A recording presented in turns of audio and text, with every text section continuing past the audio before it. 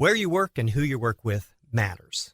I'm Dr. Jim Dalton, President and CEO of Damar. We're dedicated to helping vulnerable kids and adults with disabilities. Right now, we're looking for tough people with big hearts, people who don't think twice about standing up for someone else, and who love seeing others grow and succeed.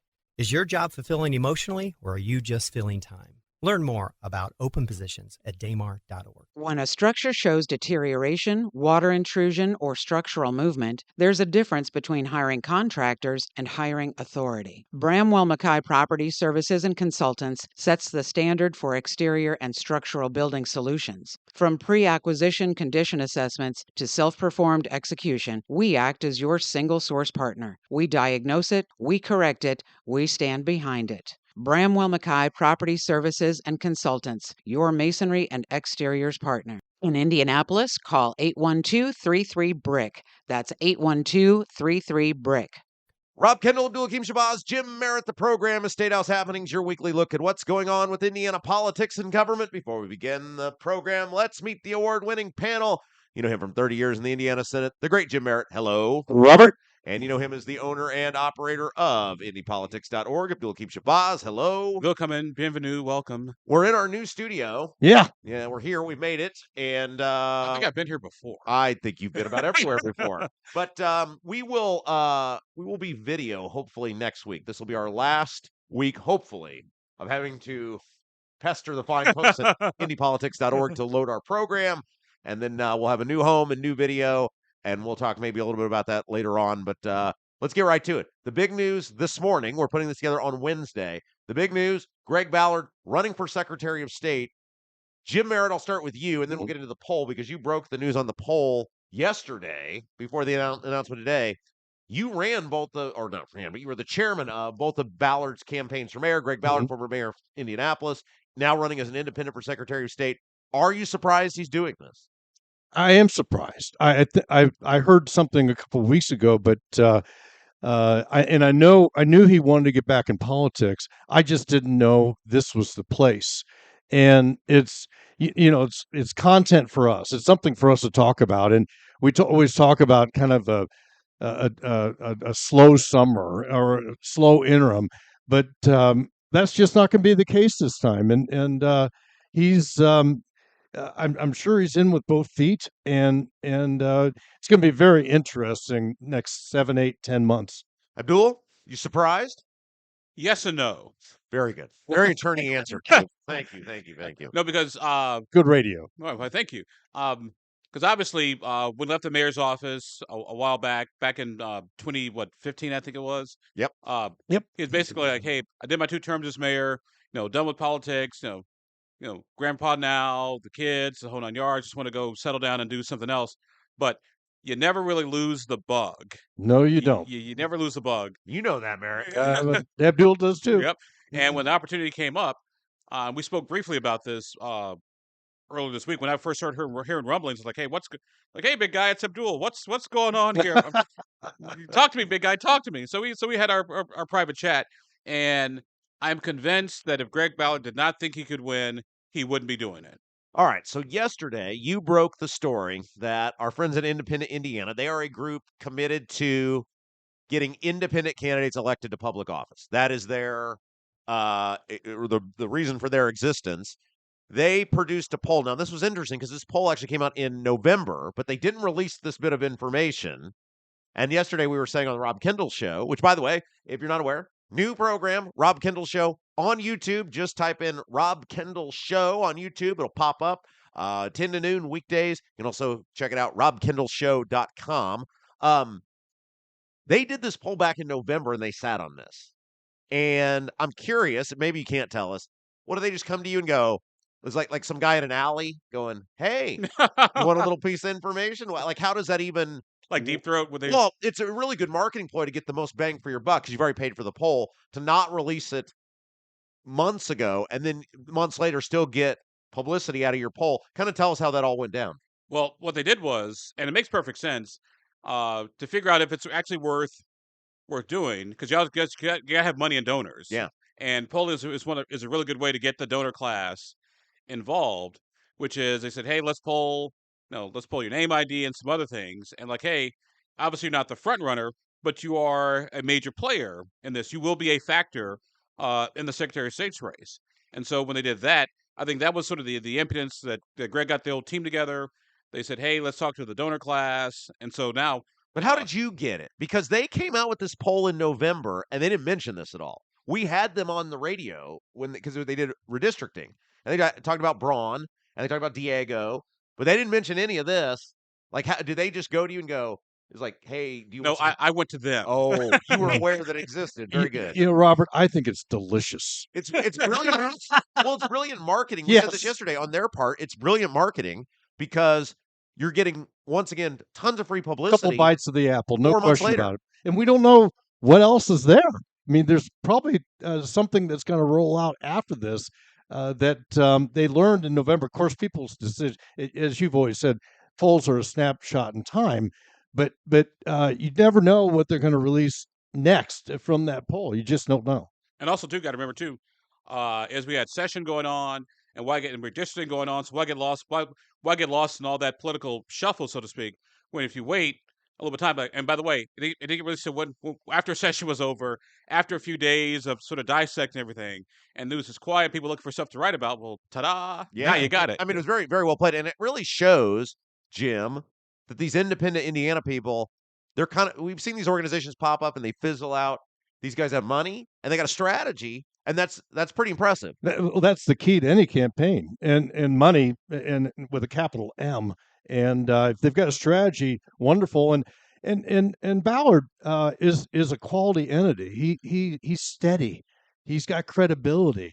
And if you talk to any Hoosier on the street, they want our local and state officials to do their job. That's why Daniel Elliott and Lisa Nashala are so popular, is because they do their job. And when he was mayor, we had a front row seat, and he did his job. He was steady.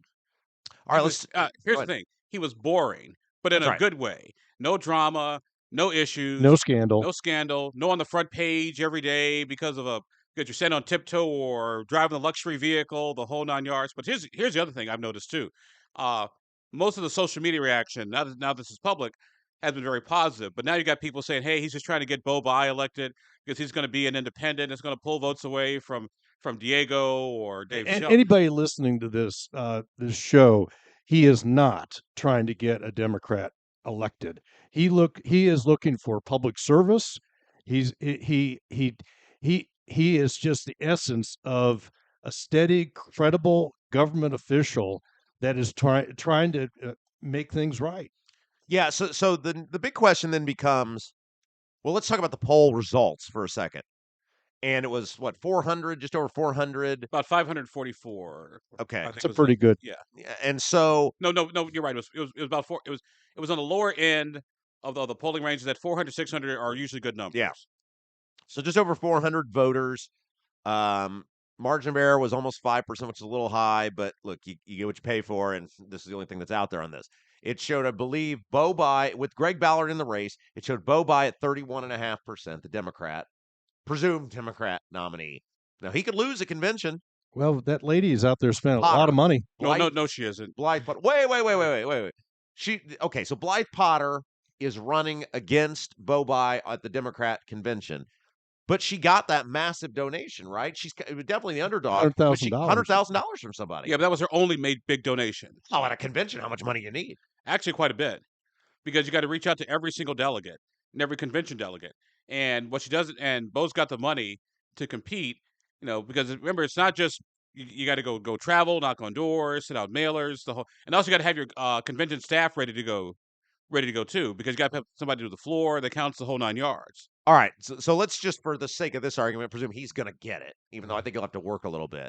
Then you have Diego Morales, who we've debated, is he even the front runner? Especially now, who knows? This may change the strategy for the Republicans on who they nominate. He does have a contestant, which we'll talk about in a second, with David Shelton, the Knox County clerk. But for the purpose of this poll, they picked Bai, Diego, and Ballard. Mm-hmm. The Bai came in at 31.5%. Diego was second at 28.5%. And then I believe Greg Ballard was third with an impressive 23.8%. which, while third place, considering you're not even a declared candidate at the time, and that was months ago, that's pretty good. If you're Diego Morales, Jim Merritt, you got to be really sweating now. I think you've got to be very concerned, and I think that's what the lineup will be, is those three individuals. I think Bobai, people in Northwest Indiana have told me about a video that he has, and as well as a radio ad, and they're doing a lot of strategy around the bubble of the Central Indiana on his race. And Diego will have the money, like Bobai. But if I'm Diego, I'm very nervous because I watched Greg Ballard for 8 years, and I've watched him since, writing another book and being just being the standard of somebody that stands up and is a good citizen, and he's quality. And so to answer your question is, Diego Morales, this morning when he woke up, if he had not seen this, I think he's got a little anxiety. Abdul? And Diego's basically fighting a war on 3 fronts because he's got Dave Shelton in the convention primary he's got to deal with. Then he's got Bo Bai from that flank he's got to deal with, and he's got Greg Ballard now he's got to deal with. So and Statehouse Happenings. Yeah, that's right. And the Rob Kendall show. And Abdul. Good Good the luck. media. Yeah. and by the way, And his job performance. Well, that's the big thing. and the other part too is noticed this other day, but about to work on it this weekend. Diego put out another commercial, and in the commercial that he used for his Facebook ad, guess what he used? No. He did it again. He used government footage Oh, no. that you're not supposed to use, and it brings up an interesting question. Let's put it that way. One of the most incredible journeys I've witnessed is seeing people with intellectual and developmental disabilities, including autism, get the care they deserve. It's life-changing. A not-for-profit started by families for families, Damar helps thousands in Central Indiana live more joyful and independent lives.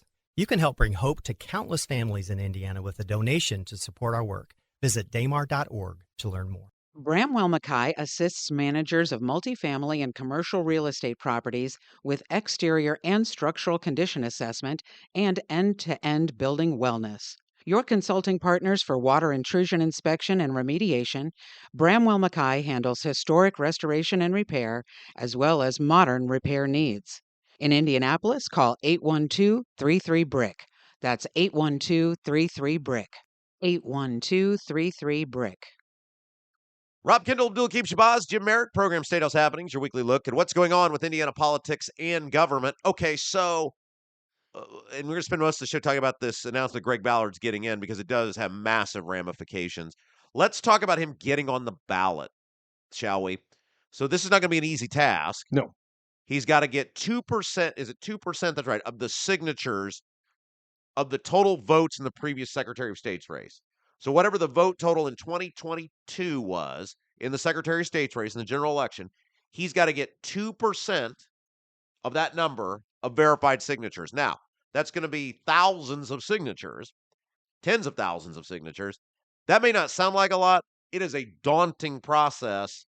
Jim, you want to kind of walk us through what a big deal that is? Well, but, catch me on this, Abdul, because you know as well. It's my understanding those signatures have to be in by June 30th. I believe so, yeah. And is it towards 50,000 or so? More like 50,000 is what it's a comfort zone. Okay, Because you always need more than what.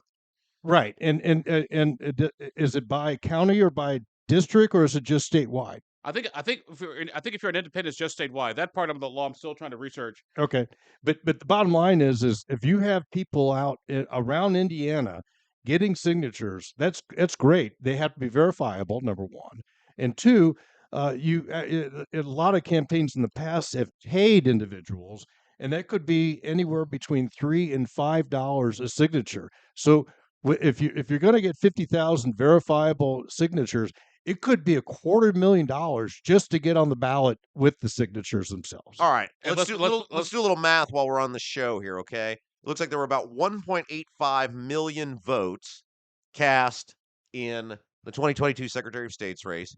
You multiply that by 0.02, 37,000, roughly. Okay. He's got to get roughly 37,000. So 50 for good measure. Right. Well, Abdul makes a great point. A bunch are going to get thrown out. It happens every time. I've been through this. I've done this with the U.S. Senate race. So he's got to get that. You're right. At 50,000, he's in. But that's a lot of signatures by June 30th. Yeah. So you got what? March, April, May, June. You got 4 months. And so let's talk about the process on this, because you can't just go stand at a Walmart and pull this off. He's gonna have to pay people to do this, right? Right. And there are companies, there are entities out there that you can do so.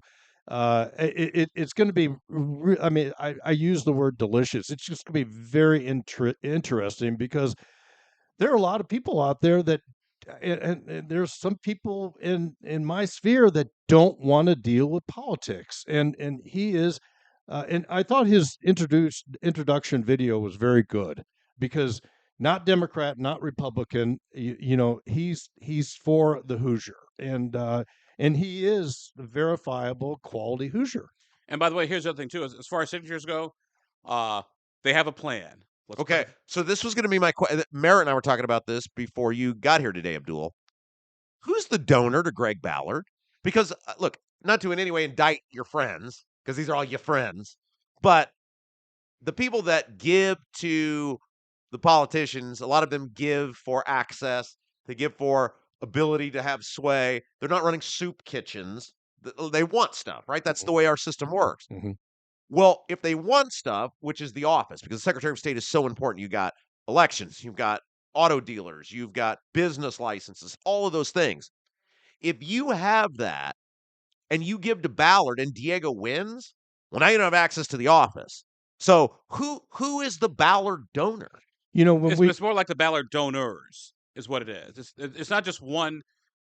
Well, that's what I'm saying. Like, who are these people? Because they're not going to risk losing the office. Basically, it's people who are just sick and tired of Diego Morales, who are sick and tired of Republican, Democrat. Because remember, the polling shows that the largest voting bloc, a plurality voting bloc, is independents. And I think Greg Ballard taps into that people who just want good government. Well, when right now is the essence of raising money, and he needs to get a nest egg for that $250,000 for the signatures. That should be his number one issue. His number one strategy right now is getting the signatures.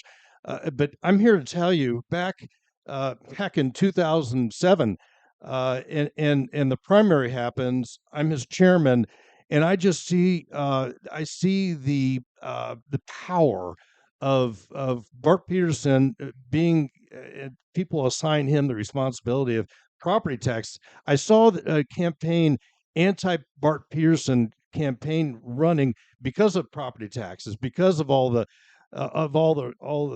people feeling that government was not listening to them, and then they raised taxes. His Ballard's credibility back in 2007 just grew, and with that credibility grew the bank. It grew the campaign coffers. And so if they have a nest egg of $250,000, what I would do if I was running his campaign is I would continually talk about the office and grow that audience and get the signatures, just like anything else with the bricks on the wall. But the foundation has to be there, that you've got to have the $250,000 to get those signatures. Rob Kendall, Abdul-Hakim Shabazz, Jim Merritt, program Statehouse Happenings, your weekly look at what's going on with Indiana politics and government. Okay, so now if you're Bo-By, because you and I were talking about this, Merritt, before Abdul got here, on the surface you'd say, okay, this really hurts Diego, which it clearly does, right? I mean, if you look at Diego's numbers in that poll and Ballard's numbers in that poll, you put them together, you get where the generic Republican normally is. But there's another side of this where Ballard probably pulls from people who under no circumstance will vote for Diego, especially when the By machine gets done with him, who would have voted for By.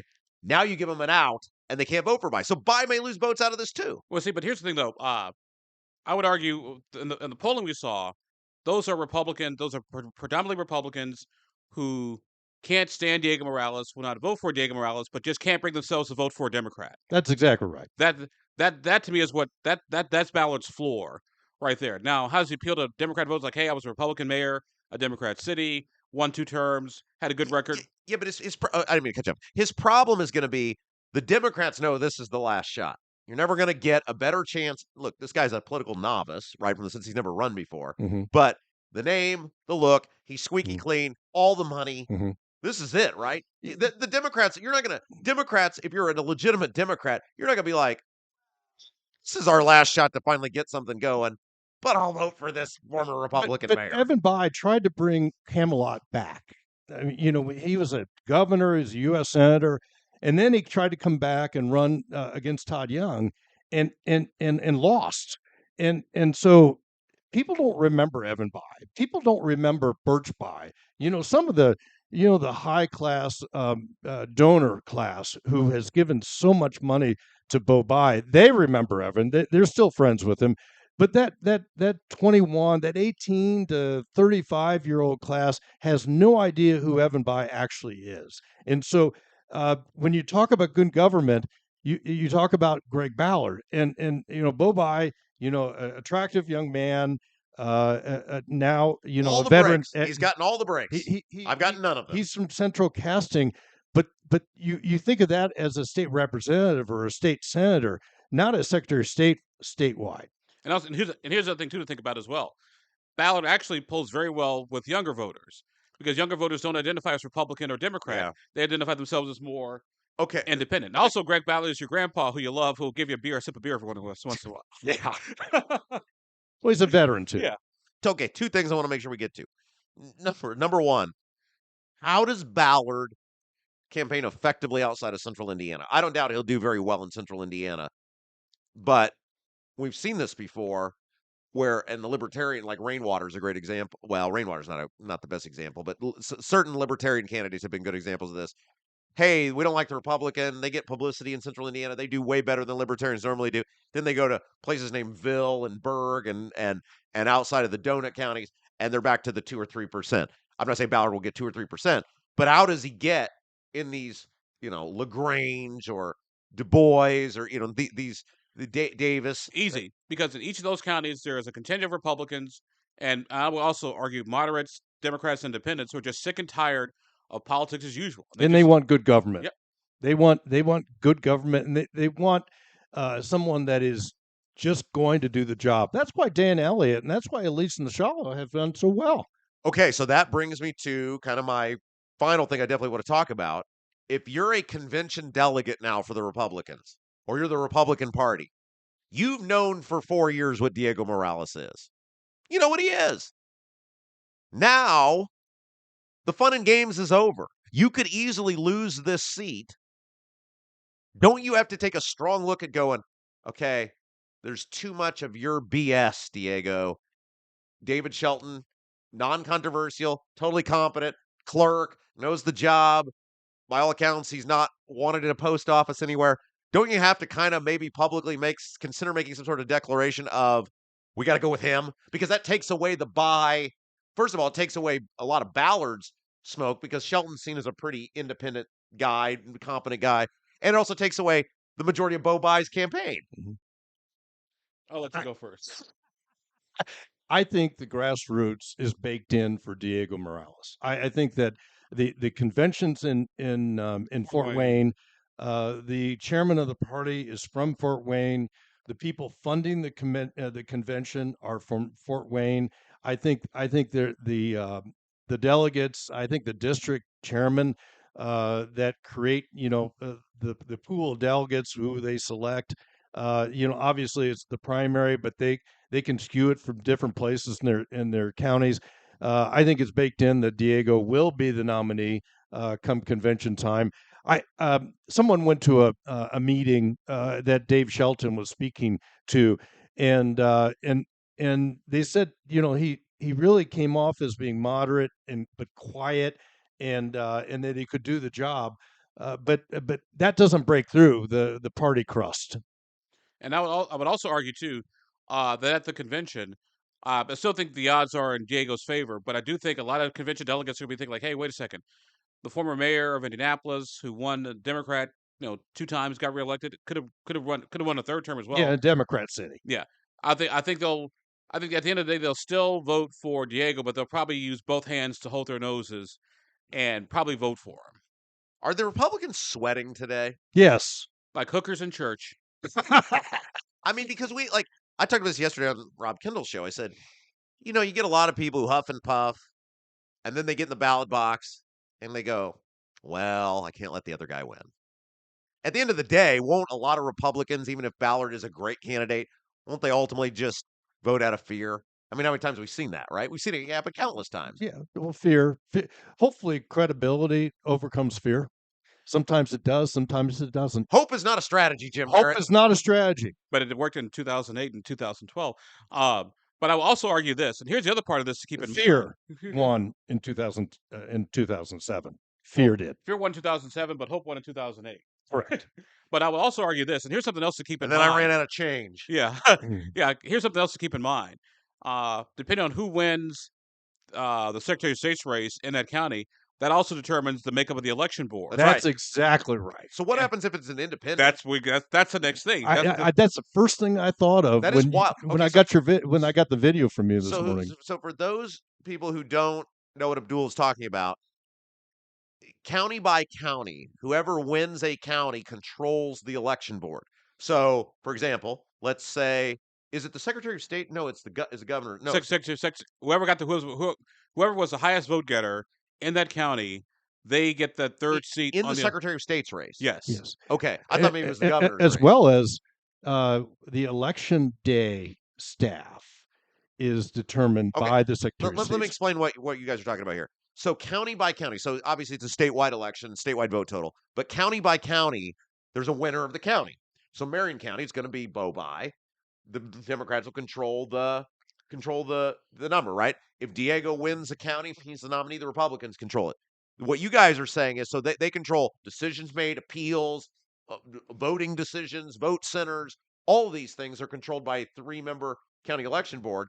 2 of those members would be for the majority party. What we're asking is, since there ain't no party for an independent, what happens then? And that's my weekend project. And it's interesting because Mayor Ballard, Greg Ballard's video announcement this morning focused in on election and election integrity. And I think that's a really good spot for him to really jam on. I mean, just really jamming into the political discussion. And the thing I'll be watching today, the rest of this week, today and tomorrow, are the the reaction from the various candidates, because that'll tell you how they feel. I expect Bobi to say, "Hey, we welcome the Indianapolis mayor, blah blah blah." Sure, competition is good.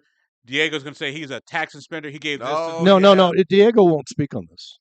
I think he'll be quiet. I just want to know who paid for India. If Greg Ballard getting this race helps me figure out who paid for that India trip. Well, there will be nothing like that. Let me rephrase that. Greg Ballard confirm who paid for that India trip. Yeah. All right. Jim Merritt, Abdul-Hakim Shabazz, you guys are the best. Thank you. Thank you. I'm Dr. Jim Dalton, President and CEO of Damar. Damar is a critical resource for thousands of people in central Indiana, and it takes people like you to give them hope. With over 1,300 employees and hundreds of volunteers, Damar is always looking for people to come aboard. Whether it's a career or simply donating your time, there's a place for you here at Damar. Learn more about our mission at damar.org. Are you seeing cracks in mortar, moisture working through walls, facade or structural failure beginning to surface? Bramwell Mackay sets the standard for exterior and structural building solutions. Our 40-year master masons and industry experts address moisture intrusion, failing foundations, masonry deterioration, and more. From preserving historic landmarks to addressing modern building envelope issues, Bramwell Mackay delivers full-spectrum service with white-glove professionalism. In Indianapolis, call 812-33-BRICK. Rob Kendall, Abdul-Hakim Shabazz, Jim Merritt, program Statehouse Happenings, your weekly look at what's going on with Indiana politics and government. Before we say goodbye today, let's remind you can find Abdul on Twitter at @ATTYAbdul, at @ATTYAbdul. Be sure to bookmark his very fabulous website, indypolitics.org, indypolitics.org. While you're there, get yourself a cheat sheet subscription. Me, I'm on Twitter, at @RobMKendall, and The Rob Kendall Show, weekdays, 10 until noon. On YouTube, just search Rob Kendall Show. Head over to robkendallshow.com. Oh, and last but certainly not least, almost forgot, our dear friend Jim Merritt. You can find him on Twitter, at Jim_Merritt, at Jim_Merritt. He, too, has a very fabulous podcast, Merritt in the Morning. Find that on YouTube as well as Facebook. So, just like every other year, once the session ends, we're always like, what are we going to talk about? And once again, the politicians, they've taken care of it for us. So that is going to do it for us this week. For Abdul-Hakim Shabazz, for Jim Merritt, I'm Rob Kendall. You've been listening to Statehouse Happenings.